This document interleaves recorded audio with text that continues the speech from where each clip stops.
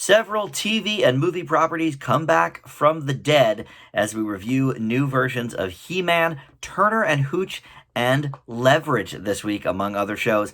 Let's talk TV.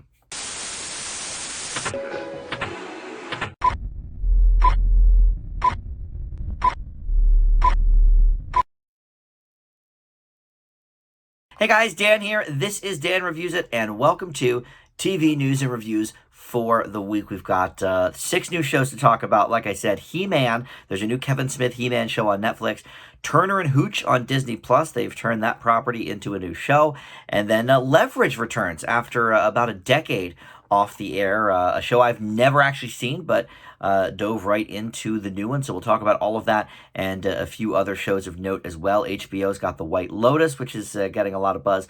And there's a What We Do in the Shadows sort of spin-off airing on the CW from years ago, actually, in New Zealand. But CW bought the rights to that, so we'll talk about that. And then Showtime buying the rights to an Australian show that aired last year called The End. We're going to review all of that. But first, of course, it's time to talk about the news. So first, the renewals and the cancellations. We'll start, I guess, with the cancellation because it's not something that is really going to affect, I think, most people watching this. But the X Factor in the UK has ended after 17 years. This was, they brought this over for a few years here in the States. Britney Spears even was one of the judges. But Simon Cowell sort of created this idea while, I guess, Pop Idol was on hiatus, which is the UK's version of American Idol. But anyway, this show brought us One Direction, among many, many other acts. And Simon Cowell himself is reportedly the one that ended the show. It hasn't aired new episodes since 2018. Presumably, probably they were going to air a season last year, but didn't because of COVID. So Cowell decided to sort of hang it up. But he, I think, is still a judge currently on America's Got Talent. I haven't watched that for a couple of years, but I think he's still one of the judges on there. So anyway, doesn't really affect us in the U.S., but I thought that was interesting because that's sort of an institution. I mean, it's, probably the most popular singing competition ever on television, more so even than American Idol here. So yeah, it's a little item of note. But renewals, we have several for you. The Good Fight for season 6 on Paramount Plus. The Good Fight threatens, I think, maybe to be the longest running streaming show of all time at some point, because I think Orange is the New Black, House of Cards, and Grace and Frankie, I think, all topped out at 6. So if Good Fight gets another season after this one, that could hold the new record. Baby Shark's Big Show on Nickelodeon for season 2. I never reviewed this one. I decided about a year ago I wasn't going to review the preschooler shows anymore. As long as it was for ages like 6 and up, maybe I can review it. But I decided not to review like the little baby shows anymore. So I didn't review this. But obviously, Baby Shark, very popular. The song anyway. And the show is popular enough that Nickelodeon is in the works with a feature film as well. They've been dabbling into that line a lot recently because, of course, the latest SpongeBob movie, but then also there's a Paw Patrol movie, which is Nickelodeon based, that's coming out, I think, in August. So if you're a big fan of the Nickelodeon little kid shows, Nick Jr., I guess, is where it really is. Then Baby Shark's Big Show, the movie might be for you, but if not, season 2 will be upcoming. Sweet Tooth is going to get a season 2 at Netflix. I thought this was a really good show. I have not watched more than the, I think, 2 episodes I reviewed, but I really enjoyed them. And at some point, I'll finish that first season. So that will be getting a season 2. And then this is another possible renewal or resuscitation, I guess you could say. But Manifest could be resurrected at Netflix. They originally passed on doing a season 3, but they have the first 2 seasons from NBC now up, and it's still among their most popular acquired shows on Netflix after like 2 months. So they could be in talks for doing another season of Manifest. I, for one, did not really get into that past the 3rd or 4th episode. I thought the acting was so terrible, but I loved the concept. So I don't know. People that watch it, you can tell me. Does the acting improve as the series goes on? All right. So some new season information and series premiere information. Hawkeye is going to drop on Disney Plus November 24th. That is a Wednesday. It's the day before Thanksgiving. It's also the day before my birthday, which means my birthday's on Thanksgiving this year, which is cool. But anyway, they're dropping these shows Wednesday now. They have been for about a month. So you can see Hawkeye finally premiering November 24th. And I think that is the next, or no, I guess maybe What If is the next Marvel show. That should be coming maybe in August or September. I think that's the next one. But Hawkeye, there is a date for that. And then The Masked Singer and Fox's companion show, the new show Alter Ego, have dates as well. There's going to be a 2-night premiere for those. It's going to be 8 o'clock Masked Singer, 9 o'clock Alter Ego, both nights, both brand new episodes, Wednesday and Thursday, September 22nd and 23rd. Fans of my channel know that really my most popular videos are those Masked Singer guest videos and recaps. So I'll be with you for 2 nights of brand new Masked Singer episodes coming up in about a month and a half. In casting news, HBO Max's Love Life has some new news for season 2. Now, this was previously announced that it's an anthology series, so season 2 is going to have primarily different main actors and actresses, but a lot of the people from season 1, including Anna Kendrick, will be returning in sort of guest roles or supporting roles. But season 2 focuses, we already knew this part, on William Jackson Harper's character. He played Chidi on The Good Place. But now 2 SNL current members are going to be sort of his love interests, I guess. Punky Johnson and Ego Wodum are going to be on Love Life season 2. That will premiere, I think, later this year on HBO Max. And then America Ferrera, I always love her. She is joining the limited series about WeWork called We Crashed. And that already features Anne Hathaway and Jared Leto, but she is going to be joining that. And I didn't write down where that's going to be, but I feel like maybe Apple TV Plus. I think it's a streamer. I don't think it's like HBO or Showtime or anything like that. I think it's on a streaming site, but I think it's Apple TV. I could be wrong. But I didn't really know much about the WeWork thing until one of the shows that I reviewed recently that had it was like a true crime, but like white collar crime type of show. They really delved into the WeWork phenomenon, and it was a pretty engaging story. So I would be down for a limited series about that for sure. In terms of upcoming shows that were just announced, Jason Momoa is going to produce and appear in, I don't know if he's hosting, it just says appear in, this competition show called The Climb, and this is on HBO Max. It's listed as a visually arresting and life-changing adventure that represents the foundations of rock climbing and the exploration of the human spirit. Amateur climbers will be put through a rigorous series of mental and physical challenges utilizing the most intimidating ascents in the world to crown the world's best amateur climber. This is interesting. Look, I'm not a climber myself, but I loved that movie Free Solo, and recently my buddy Tim and I on the Dan Does Disney series watched this movie Third Man on the Mountain that involved a lot of mountain climbing, and it was really interesting. So I'm kind of all for watching that sort of stuff. I don't participate myself, but that could be interesting. ABC will profile celebrities who shaped American culture in a new news magazine called Superstar. That's going to air the first episode about Whitney Houston in about 2 weeks, so I will be reviewing that probably. And future installments will feature Kobe Bryant and Robin Williams. So I'm not sure if everyone they're profiling has passed on, or if just these first 3 they've mentioned have been, recent deaths over the last, decade or so.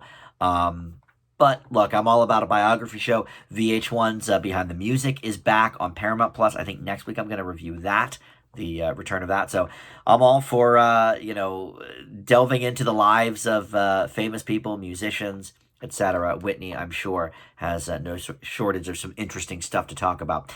Neil Gaiman is back at Amazon. He got a surprise renewal for his show Good Omens recently, but his 2005 fantasy novel now, Anansi Boys. I don't know. I've never heard it pronounced. I've only seen it. So Anansi Boys, let's call it, is going to be a 6-episode limited series and revolves around Mr. Nancy, from American Gods, but it is not a direct spin-off or sequel to American Gods. Apparently, it's just the same character in a different universe, I guess, or different storyline at least. But he's made it clear it really is not a sequel of any kind to American Gods. And then Damon Wayans Jr. is going to host a new game show on Peacock about Frogger.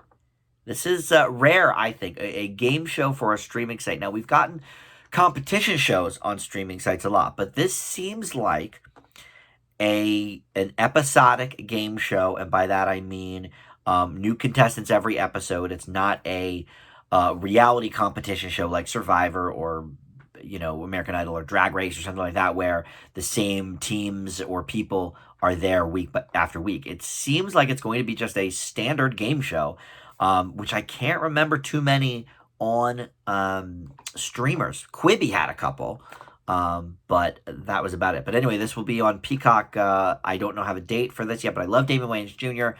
Anybody from Happy Endings, I will follow their career till they die. But also, I love game shows, so it should be interesting. And Kyle Brandt, who I don't know, but he's from the NFL Networks, he will co-host the program. There's going to be 13 episodes of that they've commissioned. And then for reboots and spin-offs, we've got some interesting ones. Mary Hartman, which is an old Norman Lear show from the late 70s. Louise Lasser was the star of that, and it was a satire of a primetime soap opera, or a daytime soap opera, but it aired in syndication 5 nights a week at 11 o'clock. Now, this is, of course, before all the networks had talk shows. The only talk show really was The Tonight Show back then. This is before even David Letterman's show. So, they could do that and just strip it 5 nights a week at 11 p.m. So even though it only lasted like a year and a half, there's like 300 some episodes of this. I have the box set for it. But the new version of this is landing at TBS with star and co-writer Emily Hampshire, who is one of my favorites from Schitt's Creek. She will be the star of this one. And Norman Lear is involved as executive producer. He turned 99 years old this week. And Sony just re-upped his contract in 2018 on his 96th birthday. So God bless, man. He is still rocking and rolling, and I will definitely be checking that out. I would imagine it's going to take more of a week-by-week approach. I don't think it's going to be stripped 5 nights a week like the original, but Peacock is going to run a 5-part limited series, speaking of soap operas, of Days of Our Lives, a spin-off going to Peacock of 5 episodes, featuring fan favorites, both past and present, including Jack A. from the old 227 show. She's been on there a while. Deirdre Hall, who's been on there. I don't know if she's still on, but she was on there when I was a kid. And then Lisa Rinna as well was named, and they're going to be caught up in some sort of mystery involving stolen jewels. It's called Days of Our Lives Beyond Salem. So that could be interesting. And then there's a live-action Pokémon series in the works at Netflix.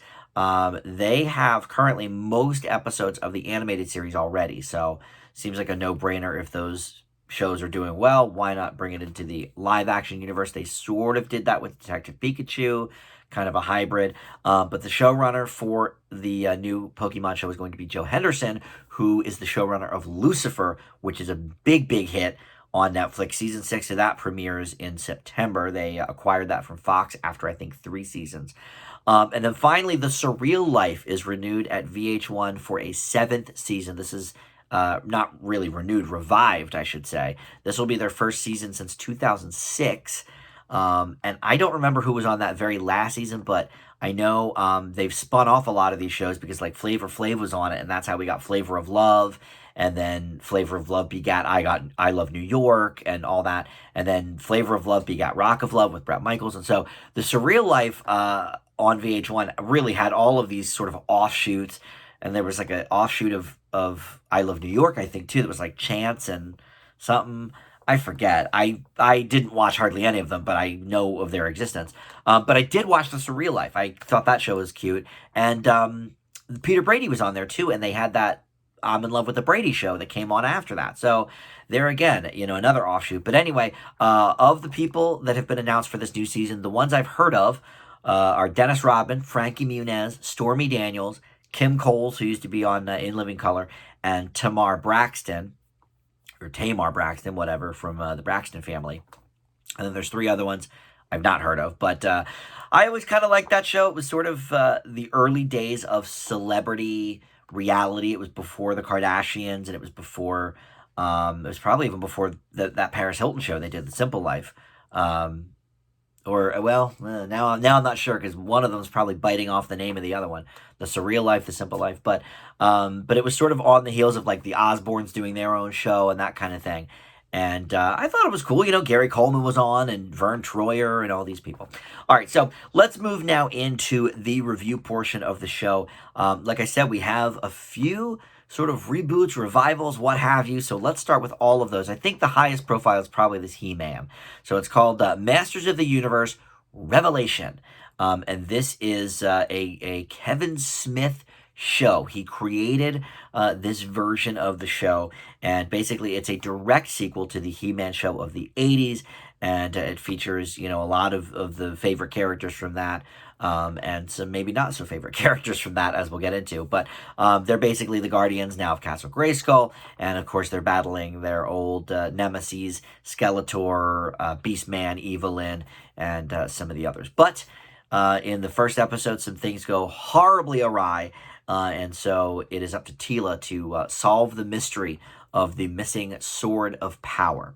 And we have some famous voices here. We've got Mark Hamill as Skeletor, Sarah Michelle Gellar as Teela, Lena Headey is here as Evelyn, Alicia Silverstone shows up, Diedrich Bader, Stephen Root, and some other people that you might recognize.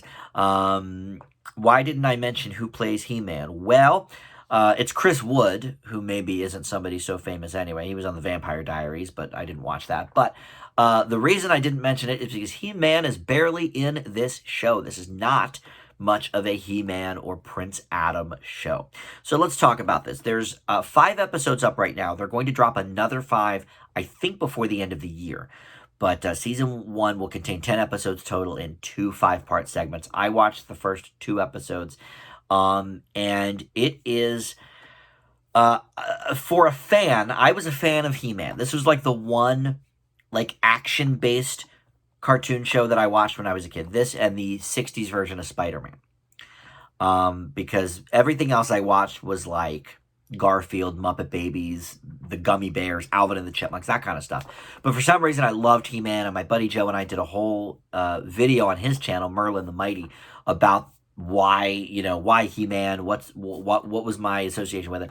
So, anyway, long story short, we realized that, Adam is pretty much a gay character. It's confirmed by pretty much everybody. And here, they kind of gay him up a little bit even more. And I guess, obviously, I associated with that when I was a kid. I didn't realize it at the time, but there you go. So, in episode 1, we do actually see a bit of He-Man and Prince Adam, both. But at the end of the first episode, things go awry, like I said, and this Teela, is really having some issues, and she ends up, storming out of the castle and all pissed at everybody, and it becomes from then on sort of the Teela show.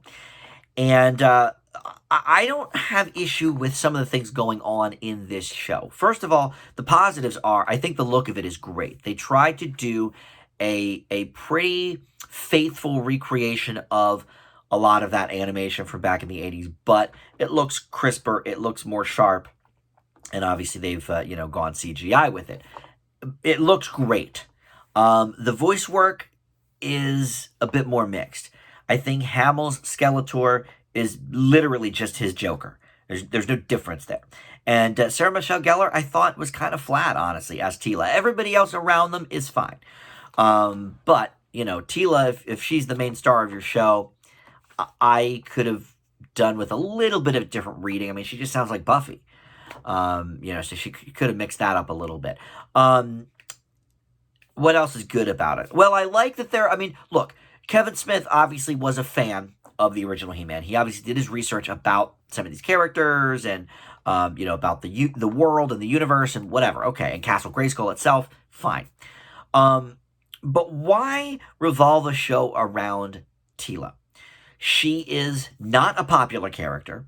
In fact, I was talking about this with my buddy Joe last night, that, my top 10 characters from that original He-Man series would not include Teela.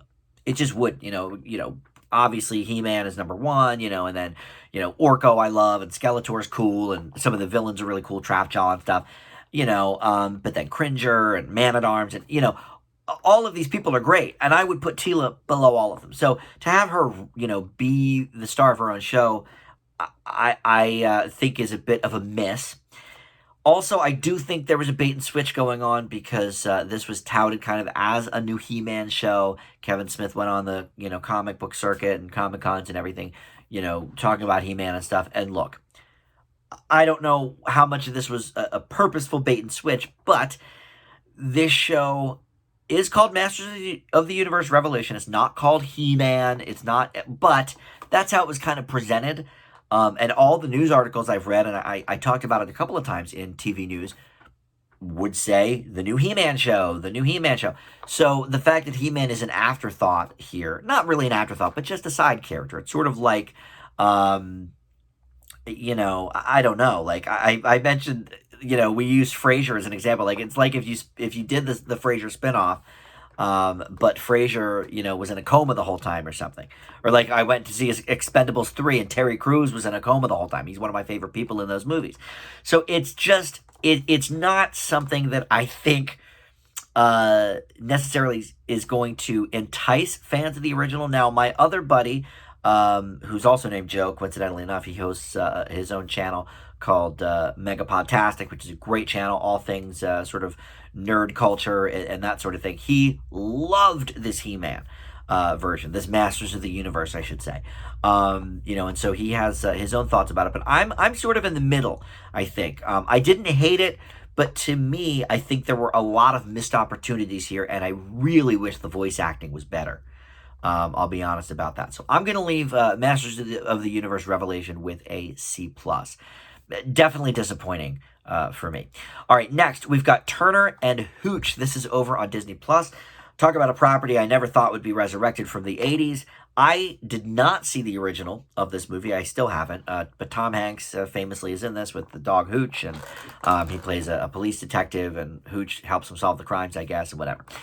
They did a TV movie of this in 1990 with some other actors, and it was supposed to sort of be a pilot movie for a TV show that was never realized. But now that Disney owns Fox, well, they're just going to do what they must with all the old properties, and so we get Turner and Hooch. Now, in this, it's sort of a direct sequel in some ways to Turner and Hooch. It takes place in the present day, though. So 30 years later, we've got the son of the old Tom Hanks character. So Scott Turner Jr. is played by Josh Peck here, and now he's a U.S. Marshal. And we realize in that first episode that his father has passed away, and because of it, Josh Peck's character inherits Hooch. So now he has to figure out as a new U.S. Marshal how to handle that and how to bring Hooch into his everyday work life and whatever. So you also have his partner here played by Kara Patterson, sort of a no-nonsense, U.S. Marshal, but, she gets in trouble a lot. And then we have, the rest of his family is in here as well. Look, this is a bit of a mixed bag as well. I had no real high hopes for it, but I do like Josh Peck. But this show really, I'm not quite sure if Disney Plus was the right spot for it. Yeah, it's definitely got that sort of, cutesy dog type stuff and, man and his dog type of things that you might associate with Disney. But it's a lot of action, like really action heavy, a lot of chases, a lot of cars, flipping over, a lot of sort of violent action. I mean, there's nobody like really bloody, but like, they'll set a van on fire and the audience presumes there's a person in there, stuff like that. Now, yes, I understand Disney Plus has, the Marvel shows and that, but that's sort of a different brand, I think. Like so far, the Disney Plus originals have mostly been, at least not of the Marvel or Star Wars universe, have mostly been like, the Big Shot show with John Stamos, or the Mighty Ducks, or, Jeff Goldblum Looks at the World, or High School Musical, stuff like that. This is definitely on another level. I feel like if this were a movie, this would probably be PG-13. Um, and that isn't necessarily a negative. It's not really going to affect my grade. But the problem comes in when the show doesn't quite know what it is. Because they try to do all these humorous bits with it. And for me, I was never a person who laughs at like, oh, the dog is like wrecking the guy's house. Oh, that's so hilarious. I don't like big dogs, and that's one of the reasons why. They just knock over stuff. They're, whatever. Yes, we all love dogs, I know, but I like a smaller dog personally. So something like Hooch, him knocking things over 4 times an episode or breaking something, it's a one joke show. And then we try to get a little humor from Scott and his partner. And maybe there's some things to explore there, but it didn't quite grab me the way that some of these other Disney Plus shows have done thus far. I will say the action sequences are done quite well. I think they're shot well. I think it's easy to see why you might sort of be into this show for that aspect of it, for the crime aspect and the action stuff, but that's not necessarily what I think of when I think of Disney Plus non-Marvel original programming, So I'm a little bit torn here. Again, I think if you're going for action or maybe even the drama, some stuff with unresolved issues with his father and that kind of stuff. If you're going for that, I think that's probably a better way to go in than going for the comedy aspect of it, because it's just one joke, and they play it over and over again every episode. That part doesn't do much for me, but I'm going to leave Turner and Hooch, much like He-Man actually, with a C+. And again, see, I called it He-Man. Masters of the Universe is what I mean. All right, so next, Leverage Redemption. This is starting about a decade after the old Leverage series on TNT, which I had always heard about. I've never seen. I didn't really even know what it was about, but most of the original cast return. Timothy Hutton does not, but we have Noah Wyle sort of not replacing him because it's a different character, but Noah Wyle joins the cast of a lot of people from that original show, including Christian Kane, Gina Bellman, and Beth Ricegraf. So basically, these are all reformed criminals putting their skills to some good use by basically fighting the man, helping ordinary people fight back against the injustices of the world around them. And this is available actually on IMDb TV. That is a free app.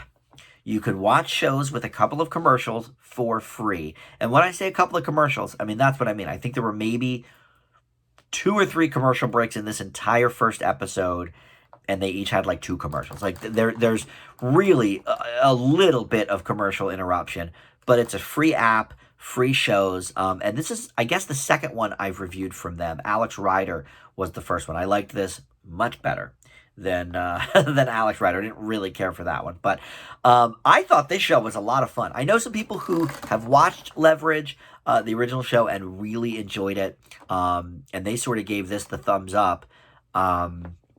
So I really was intrigued by that, and I can see why. I mean, yes, the acting is definitely basic cable. Like if you told me Leverage was a USA show, sure. But TNT, yep, that totally tracks. The acting here is not amazing. It's a little bit corny at times.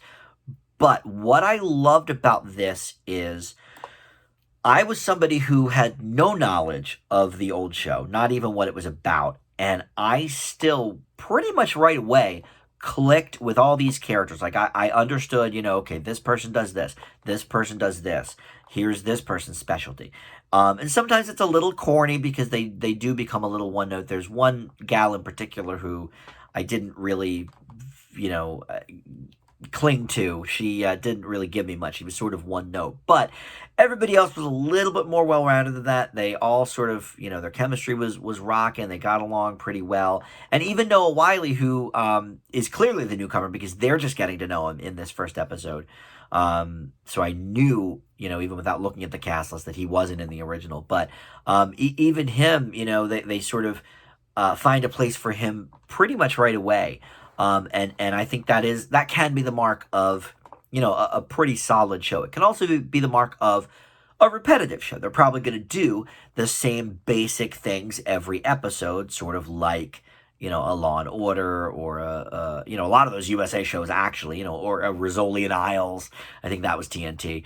And there's nothing inherently wrong with that. You can have a lot of fun watching it, but doesn't necessarily leave room for, really deep, character development and stuff like that. But the positive of that is you can kind of pick it up anywhere, watch a random episode here or there, and not be lost. That doesn't work, I think, as well for streamers as it does for regular cable, because on streamers, you're obviously, for the most part, going to watch the episodes in order. I'm not going to just pick out a random episode of Leverage Redemption and watch it, but whatever, it sticks with sort of the concept of the original. But I thought this was actually a lot of fun, other than some, kind of cheesy acting. I really enjoyed seeing the guy in the first episode, get his comeuppance. I was like, yeah, you go team. So I will leave Leverage Redemption with a B. All right, so now we get into some more original programming, not reboots of old properties. This is called White Lotus, and it's on HBO. You can see it next day on HBO Max as well. There's already 3 episodes up of the 6. There's only going to be 6 total in this miniseries. Each one takes place over the course of an entire day.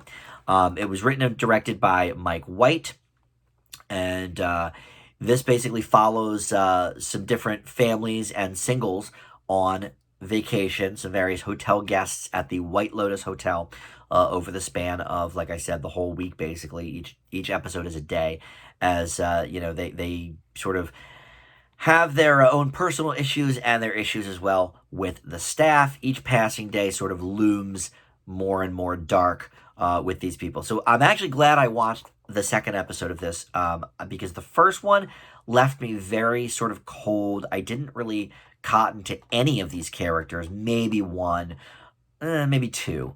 But for the most part, I was like, I don't really like these people. They seem like jerks. They're, rich idiots. And then, you're supposed to feel obviously bad for the hotel staff, which I kind of do because I've worked in customer service a long time. But at the same time, they've all got, their own problems and their own addictions and whatever. So we sort of get to know that. But as we're getting to know these characters more and more, this is one I think you do want to kind of stick with if you had the same feelings I do after one episode and you're like, I don't like these people. I don't know if I want to continue. At least watch episode 2, and if you're still not on board, then you can bail. But it stars, some of my favorites. Connie Britton from Friday Night Lights. I always love her. Jennifer Coolidge from Legally Blonde and the Christopher Guest movies, and she's Stifler's mom. Love her. And then Steve Zahn, kind of go back and forth on him. And then Jake Lacey, who I actually can't stand. He's awful in pretty much everything. But it's okay, because his character is a jerk-off. So you're like, okay, cool. He's designed to be hated. I already hate the actor. That's a win. And then Alexandra Daddario as well from Percy Jackson and some horror movies of the last decade. So I'm intrigued about the sort of mystery element of this, because it's listed as a mystery on certain sites. And so far there hasn't really been much of a mystery. So I'm not sure if there's one coming or what.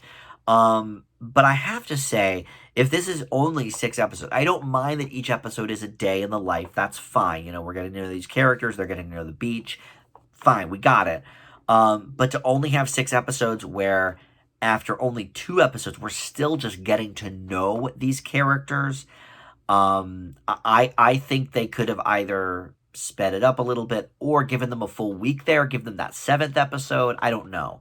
But I was definitely unsatisfied after the first one, more fulfilled after the second one. So I am glad I watched that second. But yeah, I'm not sure, because I still don't feel like I like any of these characters except for like some of the hotel staff. And then, Jennifer Coolidge's character seems okay. I don't mind Steve Zahn's character.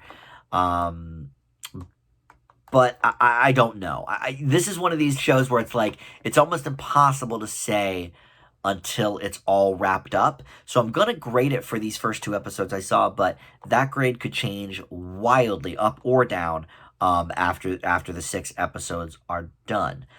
So for now, I'm going to leave the White Lotus with a B minus.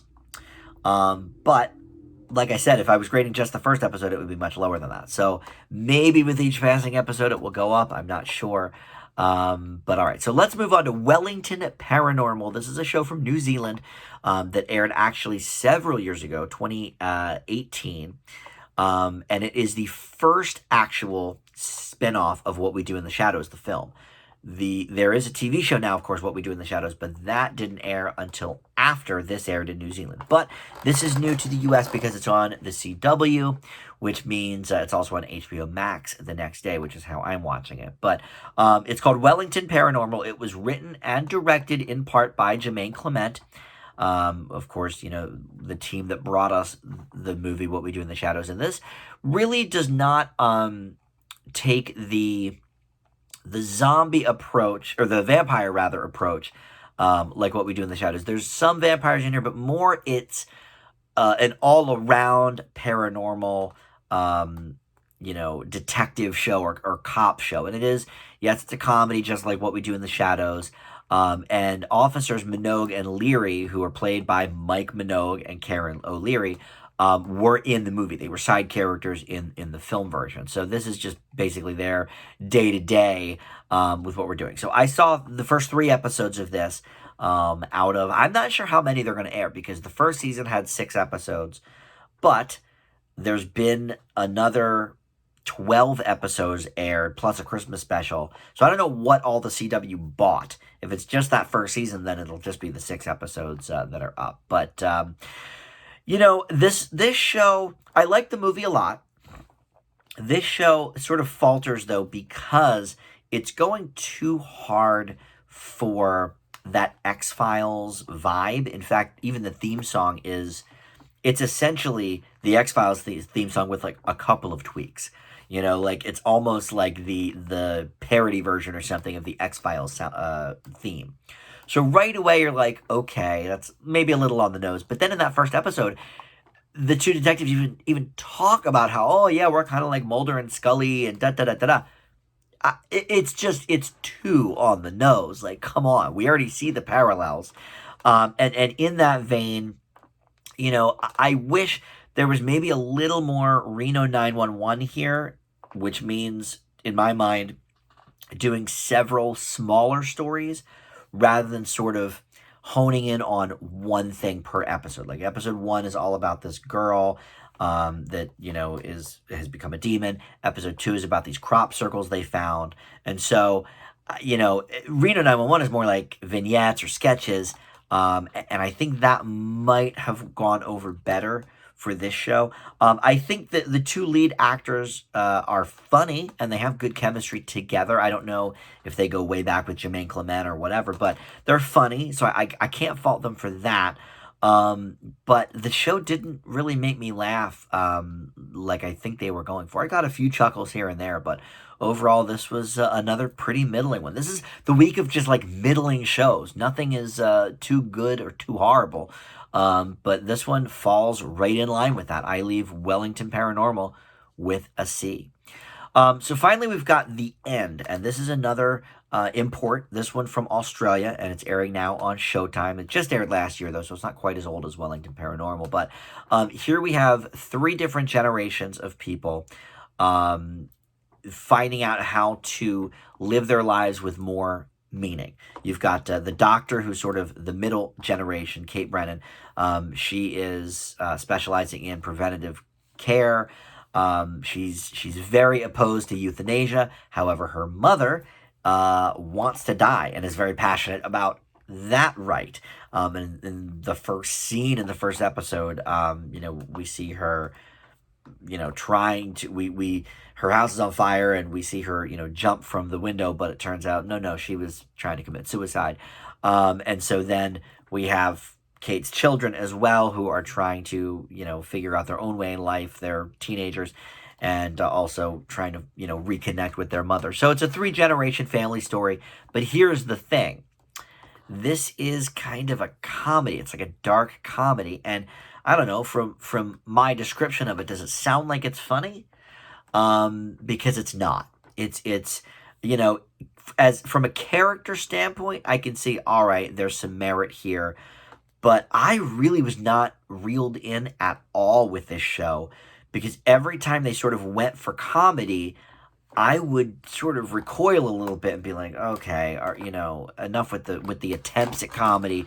Yes, slice of life stuff can certainly be funny. Life is funny, but there's a lot of dark subject matter here that I think they're trying to explore, but I'm not sure if they're going about it the right way. And also, I don't know if this is as a result of them trying too hard for the comedy, but I didn't really like any of the characters. I didn't think any of them were engaging. I felt a little bit bad for the mother, the middle generation, the Kate woman played by Frances O'Connor. But other than that, it was just like I couldn't really necessarily connect with these characters, and they all seemed kind of jerky. And at the same time, this show just seems like ultra woke because there's like they're just ticking all the boxes. Okay, like the daughter's transgender and her friend is this and you're that and my coworker is this, and but they're not exploring really any of that territory. They're just sort of there to check the boxes. So this one kind of left me a bit cold. It actually was my least favorite of all of these. And I feel like I'm in the wrong here because it's getting really good reviews.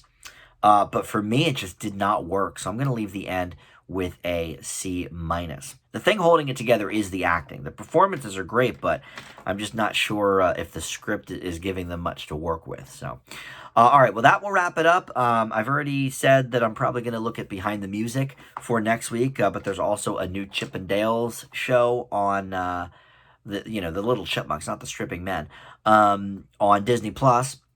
There's some sort of new, I don't know if it's shorts or if it's a full half-hour show, but I'll check that out. And a lot of other things coming down the pike. So yeah, we'll get to all of it. Thank you so much for watching, and we'll see you back here next time. Bye.